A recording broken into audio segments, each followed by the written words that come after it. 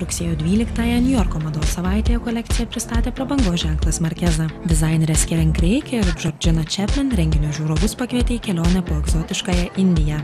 Britų dizainerės atskleidė kolekcijos įkvėpimo šaltinį.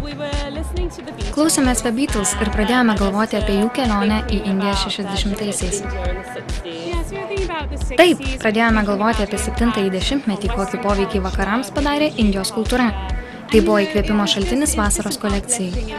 Mums ši kolekcija dvasiškai brangi. Pagrindinis Markezo kolekcijos akcentas – midi bei max ilgio sario silueto suknelės. Jos buvo dekoruotos siuviniais, perlais, kristalais bei kutais.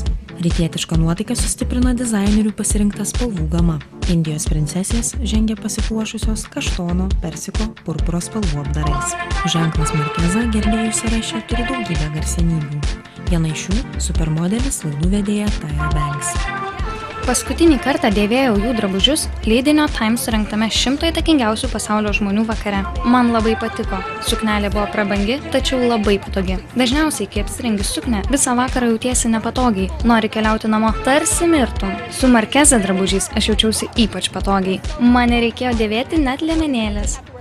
Neįprastų siluetų, prigesintų spalvų ir spindesio sintezė. Tokį pavasario vasaros paveikslą nupiešė prabangos ženklas Markeza.